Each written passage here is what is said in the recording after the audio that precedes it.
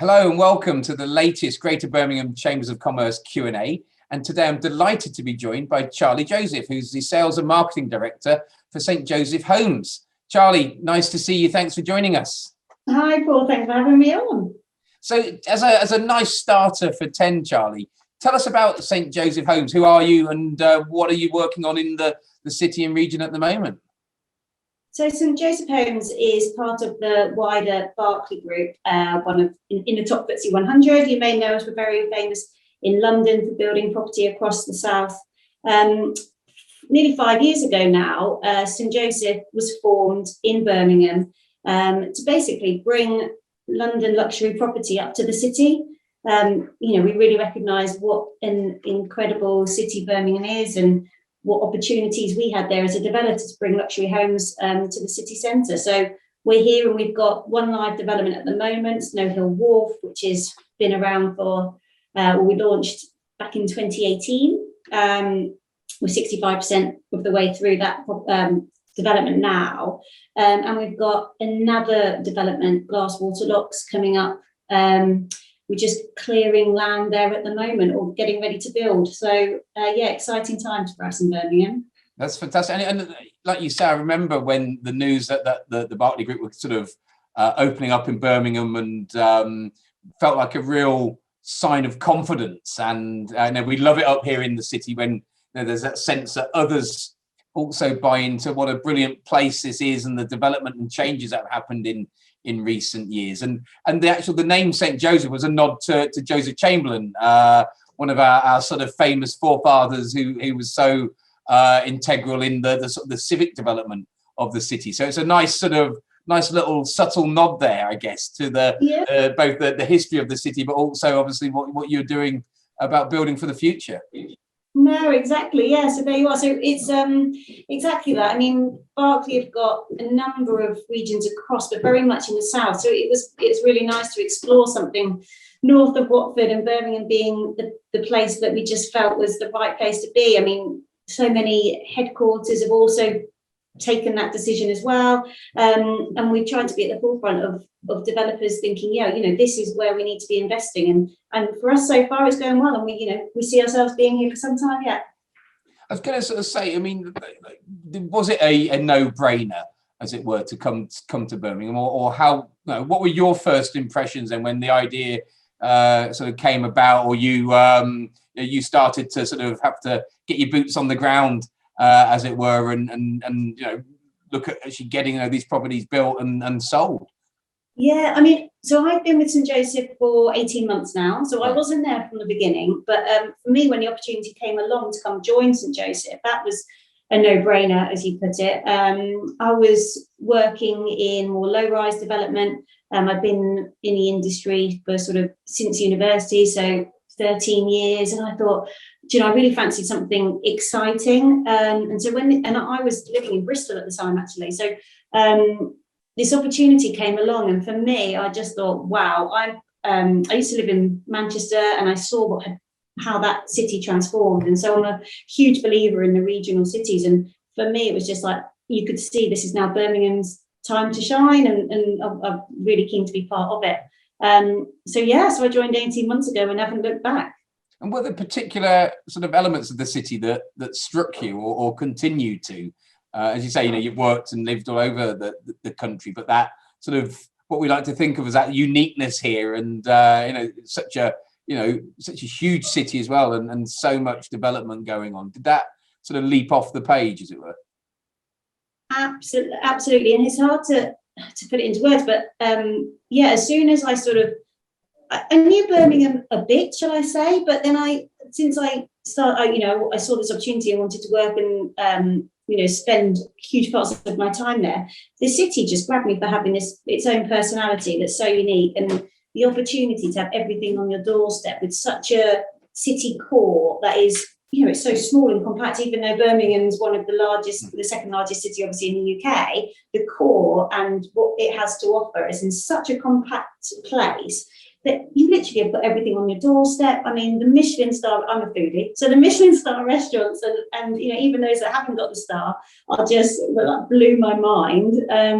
So that for me was just a big tick. You know, the nightlife, the architecture, the kind of the grit in the industry that it's got to it, and I think the sense of I don't know, similar to Manchester, the sense of pride that the people have within Birmingham was so there within the workforce. I just really felt such a passion for it. So yeah, for me, that's what fueled it, and then it just felt like this is going to be something special. Yeah, no, you're right, and I think one of the things which, at least during lockdown, that development's continued, and for people who haven't been in the city centre for over a year now, when they come back in and see how the development has continued at pace, you know, the tram now. Really, you know, you can see what's, you know, transforming Broad Street and coming right up to sort of Five Ways, and, you know, Paradise developing, and obviously the sort of the work that you're engaging in. You know, it hasn't been a year of standing still. It's actually continued that momentum. While, you know, it's been a terrible year in so many ways, actually the fact is that the future continues to be bright for the city, and it's an exciting place to work and to live, isn't it, as well? Oh, absolutely. I think, you know, I feel blessed that I work in an industry where we have been able to continue life as normal as much as possible. And that inward investment in Birmingham is not stopping, because we all know, you know, we just had a chat offline, but, you know, we mentioned that everyone was looking to move out to the countryside, and we thought, you know, what is going to happen with the city centre? But we all know everyone's absolutely gagging to get back into the city. And since we've had a roadmap out of lockdown from Boris, we've had inquiries coming out of our ears for people looking to be owner-occupied, but also investors, because we know that the city is going to bounce straight back because it's got so much to offer. And like you said, the transformation of what's happened over the last 12 months since the city's has been a bit of a ghost town. But I mean, Paradise, it's just looking incredible.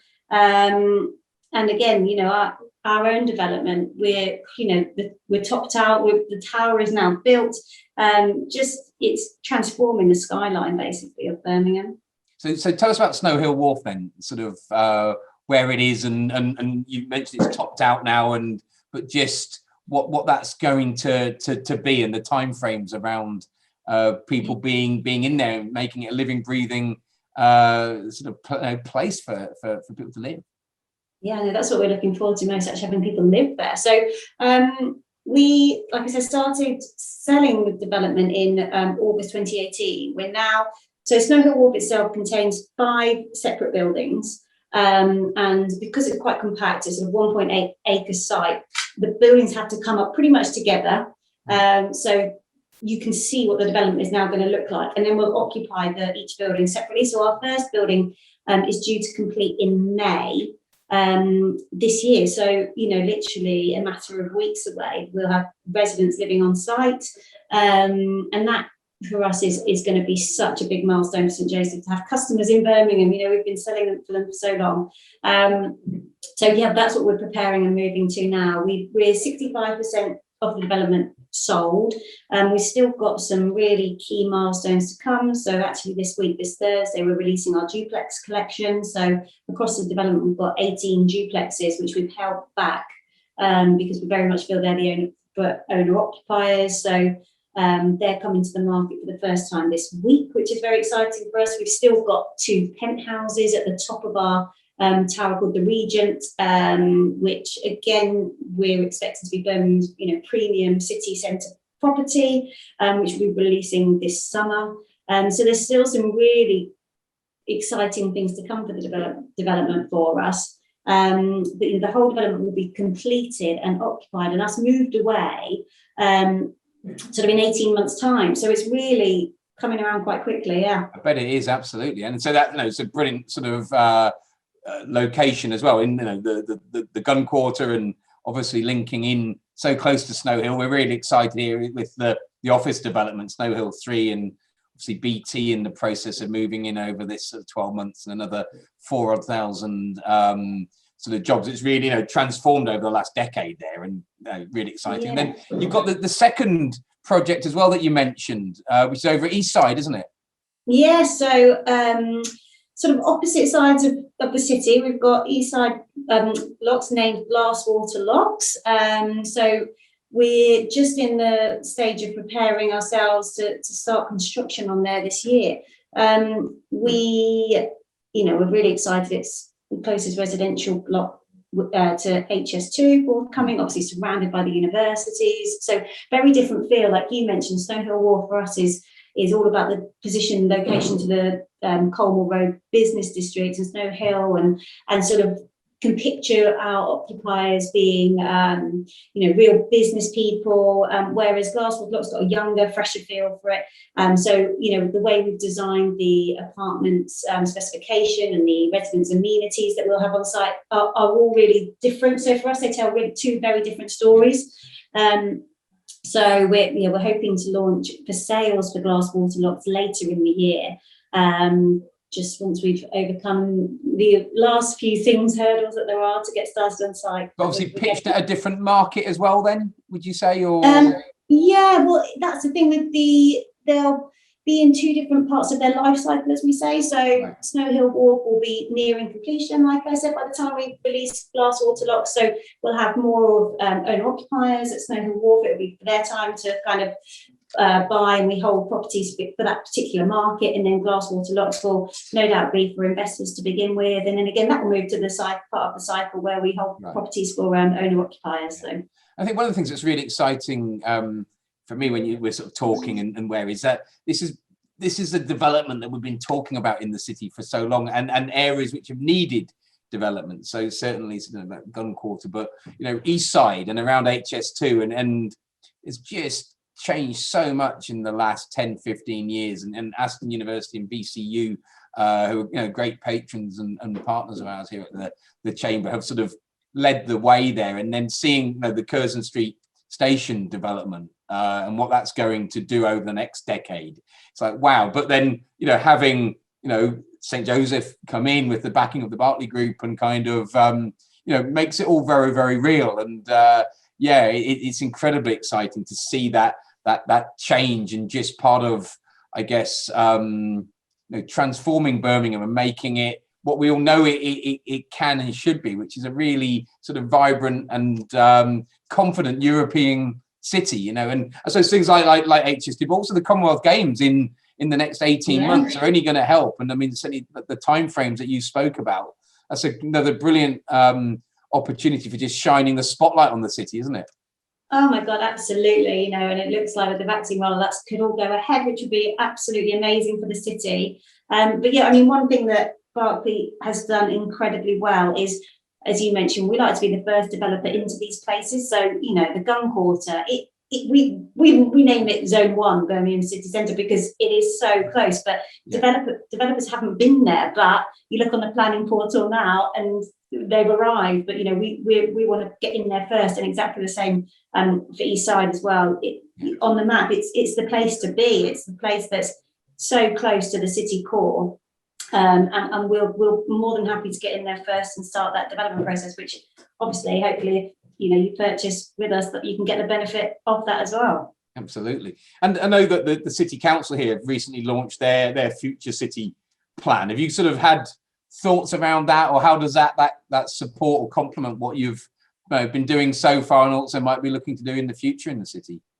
Yeah, I mean, our development team are looking very closely at that, and we're loving the CGIs that have come from it, because you can see, especially the Snow Hill Wharf on there, you can see how it's just transformed the Gun Quarter, and so yes, we look at that very closely, and we look for future opportunities in there. Obviously, I can't be giving too much away what future opportunities we might be looking at, but yeah, they definitely are having conversations around it. And I suppose that's one element as well, that these two existing developments aren't the end then of the sort of activity for St. Joseph in Birmingham. Do you sort of see it as ongoing? And there is, it's a big old city, and there's an awful lot of change and development going on. Will there be more? Do you see more opportunities here? Oh yeah, we very much hope so. I mean, we just see this as the start of what's to come for Birmingham, to be honest. We, like you said, the big city plan reveals an expansion that we definitely want to be a part of. And even our next development, Glasswater Locks, that's a good 7-8 year project. So even for that amount of time. But yeah, we've got to be looking further ahead with our strategy. So that's always the way, isn't it? Property is thinking in the longer term. I mean, just in the shorter term, Charlie, what's your take on the sort of impact of the COVID pandemic on city centre living and working and developments, I suppose? And no one's got a crystal ball. And again, we were sort of chatting beforehand how maybe people's views or commentary has sort of changed. And when 12 months ago, or at the start of the pandemic, everyone was going to be living in the country and working from home, and we couldn't get enough Zoom. 12 months on is maybe slightly changed. But what sort of from that industry expert point of view, what's your take on how things are going to look in the coming years, I suppose? I mean, I can tell you from our an example live at the moment. So the last 12 months has been, I wouldn't say difficult, because there hasn't been a week where we haven't sold, which is, absolutely incredible. But it's based on our inquiry levels, how many people are actually talking to us. And now that did really slow down. Now I just can't, there's been a boom. There's been an absolute boom of people wanting to come back to the city. And I was actually giving some statistics today in an earlier meeting where our inquiry levels from January to February have increased by 81%. And so that was January to February, and March has maintained the same at that level. So it's been, so I think the sentiment is, do you know what? People want to get back to normality. People want to get back to socializing. People want to get back to not necessarily spending 100% of their time in an office. I think it's been pretty clear that flexible working is probably a way of the future going forward. But what our development at Snow Hill Wharf offers, and again, Glasswater Locks will do the same, is that we make sure we have areas for residents to actually be able to break out into. We have lounges, we have co-working spaces. So actually you can still have the best of both. So you can live in your apartment, you can go down to a community-based place to go and work, or you can spend your day going to the office. And after, we've got a gym, for instance, at Snow Hill Wharf, so you can still live your life within your community. But do you know what? In the evening, you can walk around the corner and you can go out, you can socialise, you can have the city life that you want. So it's that perfect balance. Our developments as well, one thing we really pride ourselves on above any other developer I've ever worked for or had communication with is the landscaping. So we make, within I mentioned we have 5 separate buildings at Snow Hill Wharf, and it's actually the space between the buildings which we consider as important as the buildings themselves. So there's 3 separate podium gardens at Snow Hill Wharf where each one has its own story. So again, you have peaceful space within a city core to go and relax. Yeah. So I think that's the sort of thing that people are looking for, still a little bit of the best of both. And we can offer that. So it's still being able to have a breakout area, still being able to have community, still being able to work somewhere that's not your bedroom, but actually still being able to go and access the city on your fingertips. Yeah, and that's where location is so sort of phenomenal, isn't it? And it's flexibility, it's options, it's recognizing that it doesn't just need to be one way. So it's one of the lessons and learns, isn't it, of the past 12 months, that we can use technology to broaden those options, and then you want to make sure that you're living and working in the right environment. And it's great. It's a great shot in the arm for the city that a company such as St. Joseph has come up, putting your money where your mouth is, and the developments are incredibly exciting. Look forward to following the progress and seeing what else comes down the line in the years to come, because there's no doubt that Birmingham's still got an awful lot more to do and a lot further to go. But Charlie, thank you so much for joining us and for sort of giving your views on all that's happening here in Birmingham in the property market, and the particular work that St. Joseph are doing as well in the city. Thank you very much, Charlie. It's been a pleasure. Take care.